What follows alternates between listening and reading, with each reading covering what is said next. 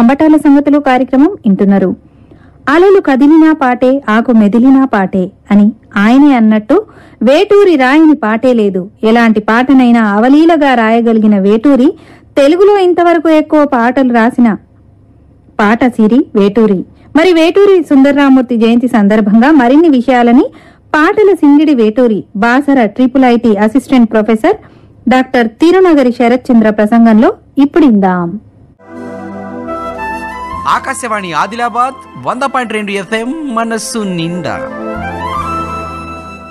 తేనెలూరు పదబంధాలతో, వెన్నెలలు జాలువారు కమనీయ కవితా గంధాలతో తెలుగు సినిమా పాటను శిఖరాగ్రంపై నిలబెట్టిన సుప్రసిద్ధ సినిమా కవి డాక్టర్ వేటూరి సుందర్రామూర్తి. తెలుగు సినిమా పాటకు కావ్యగౌరవాన్ని తీసుకువచ్చిన అతి కొద్ది మంది సినిమా కవుల్లో వేటూరి ఒకరు. లలితమైన పద సౌందర్యం చిలికించాలన్నా, గంభీరమైన సంస్కృత సుదీర్ఘ సమాసాలను పలికించాలన్నా, అలతి పదాలతో పాటలు కురిపించాలన్నా, కుర్రకారును హుషారెత్తించే పక్కా మాస్ మసాలాలతో ఘాటెక్కించాలన్నా అది వేటూరికే చెల్లింది. 1936 జనవరి 29న కృష్ణా జిల్లా పెదకల్లెపల్లెలో జన్మించిన వేటూరి మద్రాసులోని ప్రభుత్వ ఆర్ట్స్ కళాశాలలో ఇంటర్మీడియట్ పూర్తి చేశారు. విజయవాడలో డిగ్రీ చేశారు. ఆంధ్రప్రభ దినపత్రిక సబ్ ఎడిటర్గా పనిచేశారు. 1956 నుంచి 16 ఏళ్ల పాటు పాత్రికేయ వృత్తిలో ఉన్నారు. మొదట కవి సామ్రాట్ విశ్వనాథ సత్యనారాయణ వద్ద శిష్యరికం చేసిన వేటూరి ఆ తరువాత దైతా గోపాలం, మల్లాదిగార్లకు ఆంతరంగిక శిష్యునిగా మెదిలి మంచి పేరు తెచ్చుకున్నారు.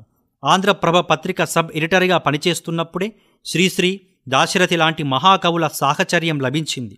1974లో కె. విశ్వనాథ్ దర్శకత్వం వహించిన ఓ సీతకథ సినిమాలోని భారత నారీ చరితము అనే హరికథా రచనతో సినీరంగ ప్రవేశం చేసి అతి కొద్ది కాలంలోనే మహాకవుల సరసన నిలబడ్డాడు.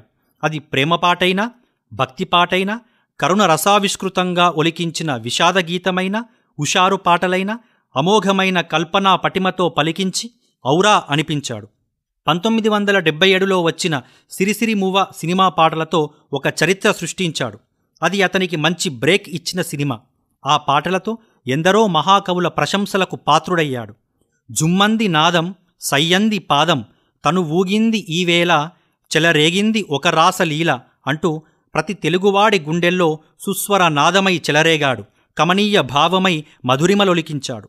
ఆ సినిమాలోని మరో పాటలో అమరావతి శిల్పంలో అందమైన కలలున్నాయి, అవి నీలో మిలమిల మెరిసే అరకన్నుల కలలైనాయి, నాగార్జున కొండ కోనలో నాట్యరాణి కృష్ణవేణి, నీ విరుపుల మెరుపులలోన నీ పదాల పారాని అంటూ ప్రేయసిలో అమరావతి శిల్పకళా చాతుర్యాన్ని, నాగార్జున కొండ కోణల్లో ప్రవహించే కృష్ణవేణమ్మ పరవళ్లను ఆయన కలం మాత్రమే చూడగలిగింది.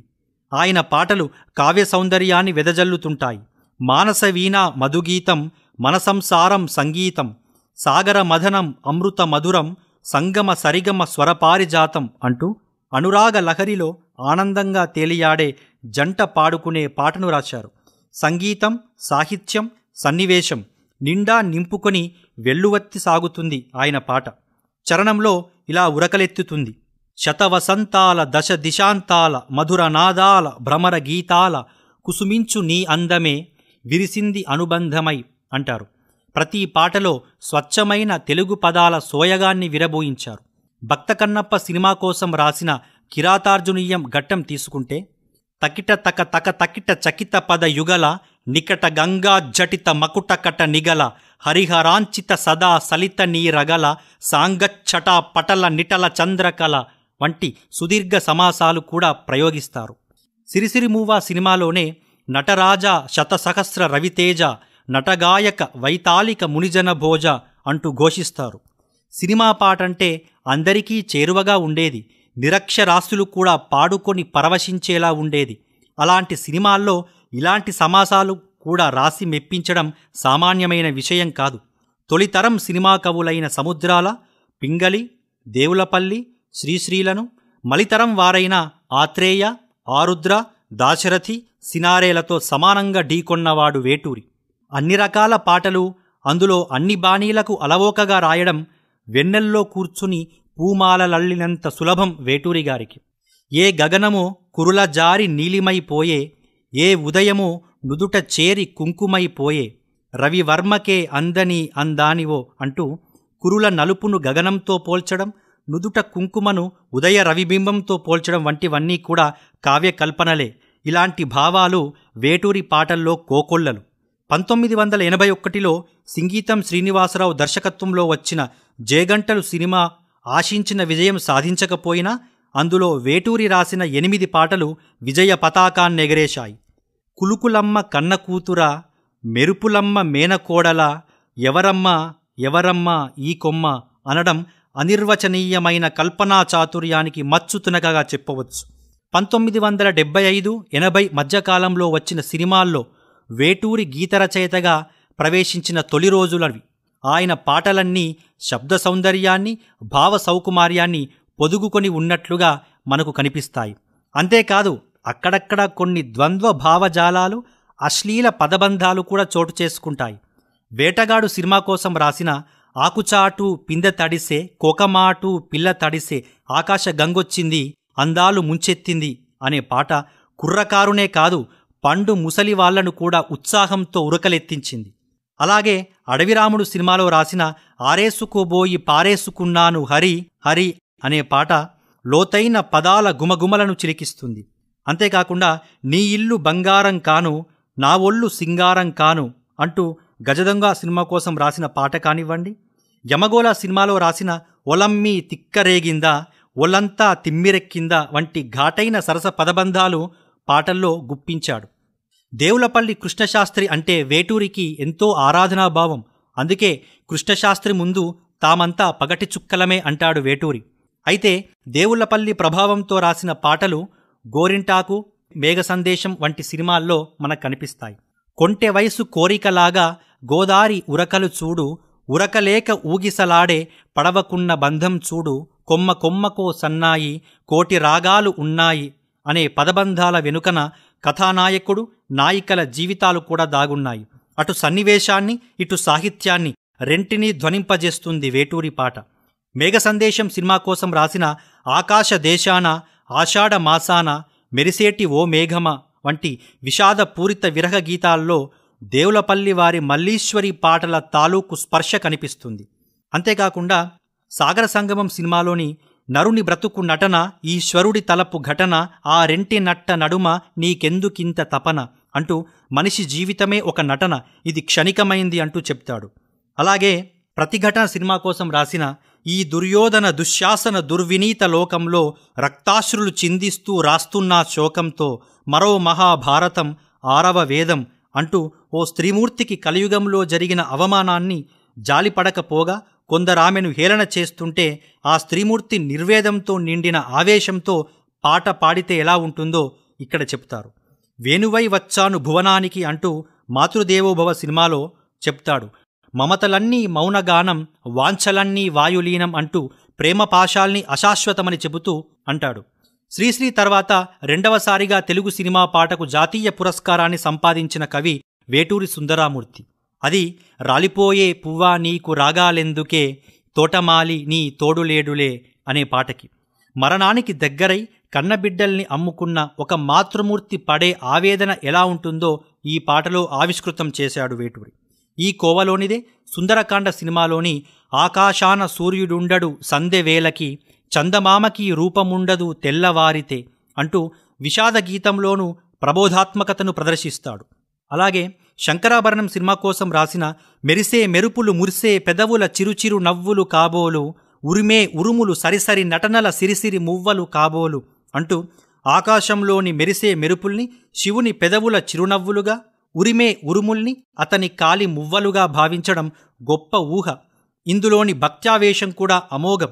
అంతేకాకుండా 1999లో వచ్చిన చూడాలను ఉంది సినిమాలో కలకత్తా చారిత్రక వైభవాన్ని చెబుతూ యమహానగరి కలకత్తాపురి, నేతాజీ పుట్టిన చోట గీతాంజలి పూసిన చోట అంటూ పాటలో బెంగాల్ రాష్ట్రంలోని కలకత్తా నగరంలోని పుట్టిన మహనీయులైన సుభాష్ చంద్రబోస్, రవీంద్రనాథ్ ఠాగూర్, స్వామి వివేకానంద, రామకృష్ణ పరమహంస, సరోజినీ నాయుడు, శరత్ చంద్ర చటర్జీ వంటి మహామహనీయులను తలుచుకుంటాడు. వందేమాతర ఉద్యమానికి జాతీయ గీతమైన జనగణమన పుట్టుకకు కారణమైన బెంగాల్ ప్రాంతాన్ని, కలకత్తా మహానగర విశిష్టతను చాటి చెబుతాడు. అంతేకాకుండా కొన్ని పాటల్లో కొన్ని చమత్కారాలు కూడా చేస్తాడు. గీతాంజలి సినిమాలోని నందికొండ వాగుల్లో నల్లా తుమ్మ నీడల్లో అనే పాటలో ఓ పిల్ల మసజస తతగా శార్దూల అంటూ శార్దూలం ఛందస్సును ప్రయోగిస్తాడు. చూసొద్దాం రండి సినిమాలో డూమోవూలు ప్రథమా విభక్తి, పెదవూలు ప్రేమా విభక్తి మొదలగు పాటలు ఆయన చమత్కార కవితా శక్తికి తార్కాణాలు. నేటి యువతరాన్ని ఉరకలెత్తించిన ఆ అంటే అమలాపురం, ఆ అంటే ఆహాపురం, ఈ అంటే ఇచ్చాపురం, ఇలగొట్టి లాగుతారు ఆంధ్రాజనం అంటూ ఓరు గల్లుకే పిల్ల పిల్ల ఎన్నుపూస గల్లుగల్లు మన్నాదే వంటి పాటలో అంత సాహిత్యమేమీ లేకున్నా ఇవన్నీ నేటి తరాన్ని దృష్టిలో ఉంచుకొని రాసిన పాటలుగా పరిగణించాలి. ఇవే కాక అన్నయ్య సినిమాలోని వాన వల్లప్ప వల్లప్ప అనే పాట, ట్యాగూర్ సినిమాలోని మన్మథ మన్మథ మామపుత్రుడా అనే పాట, దేవతా సినిమాలోని ఎల్లువొచ్చి గోదారమ్మ ఎల్లా కిల్లా పడ్డాదమ్మ, అలాగే అర్జున్ సినిమాలోని మధుర మధురతర మీనాక్షి అనే పాట మొదలుగునవన్నీ కూడా ఆయన రాసిన పాటలకు మచ్చుతునకలుగా చెప్పవచ్చు.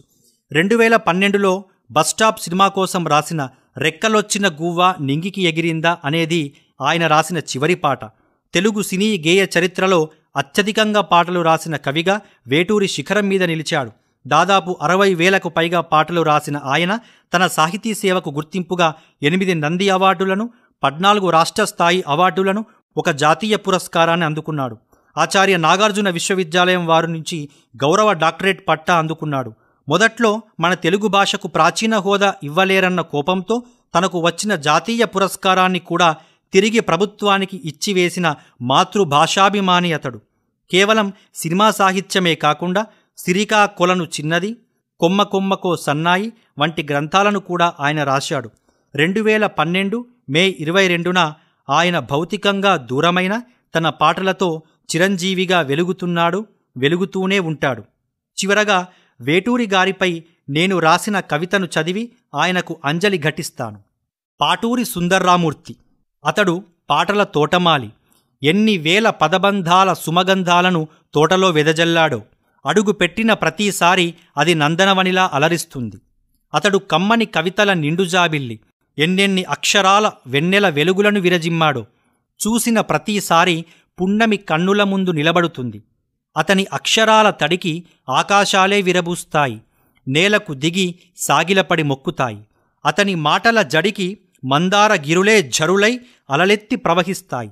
భువనానికి వేణువై వచ్చాడు, విశ్వరూపమెత్తి గీతోపదేశం చేశాడు. రాలిపోయే పువ్వులకు కూడా నవరాగాలొత్తి శాశ్వతంగా పరిమళాలు అద్దాడు. ఈ దుర్యోధన దుశ్శాసన దుర్వినీత లోకాన విక్రమించిన అక్రమాలను విచ్చుకత్తిలాంటి తన కలంతో ఖండించాడు, గలంతో ప్రశ్నించాడు. యవ్వన వన సుమదీపాలను ఇంపుగా వెలిగించాడు. కోకెత్తుకుపోయిన కొండగాలిని చూసి దుమ్మెత్తిపోయే పాటెత్తుకున్నాడు. పిల్లన గ్రోవికి నిలువెల్లా ఉన్న గాయాలను తన గేయాలతో మాయం చేశాడు. ప్రణయం, ప్రబోధం, విషాదం, అభ్యుదయం, ఆధ్యాత్మికం, జానపదం, తాత్వికం వస్తువేదైనా పటిష్టమైన భావమద్దుకొని అది పాటై, వెలుగుల తోటై, తేనెల ఊటై, నవకవులకు బాటై సాగిపోతుంది. క్షణాల్లో సంగీతపు బాణీలకు సాహిత్యపు ఓణీలు కట్టి అందమైన తెలుగింటి పాటమ్మాయిని తయారు చెయ్యగల కవిబ్రహ్మ. సన్నివేశం చెబితే చాలు సెకండ్లలో పాట మొదలవుతుంది, నిమిషాల్లో పాట పూర్తవుతుంది. అతడు 7 రంగుల దివ్వె, సూర్య చంద్రులను రెక్కలుగా చేసుకుని ఎగిరే పాటల గువ్వ. అతడు పాటేశ్వరుడు, అక్షర కోటీశ్వరుడు. అతడు పాటల సింగిడి, కొంటి పదాల గారడి, వింత భావాల సడి, కవ్వింత రాగాల మడి. కొత్త మార్గాన తెలుగు సినిమా పాటకు దిద్దినాడు ఒరవడి. అందుకే నేనంటాను, అతడు వేటూరి సుందర్రామూర్తి కాదు, పాటూరి సుందర్రామూర్తి అని. ఆకాశవాణి ఆదిలాబాద్ 100.2 FM మనస్సు నిండా. సినీ గేయ రచయిత వేటూరి సుందర్రామూర్తి జయంతి సందర్భంగా పాటల సింగిడి Veturi Basara IIIT assistant professor doctor Tirunagari Sarath Chandra ప్రసంగమది. శ్రోతలు, మేం ప్రసారం చేస్తున్న కార్యక్రమాల్లోని చాలా వాటిని మా యూట్యూబ్ ఛానల్లో అందుబాటులో ఉంచుతున్నాం. ఒకవేళ మీరు ప్రసార సమయంలో వినలేకపోయినా మళ్ళీ వినాలి అనుకున్నా మా YouTube channel Akashvani Adilabad 100.2 FM లోకెళ్ళి వినొచ్చు. వినుండ్రి, వినిపియుండ్రి, లైక్ చేయండి, షేర్ చేయండి, సబ్స్క్రైబ్ చేసుకోండి.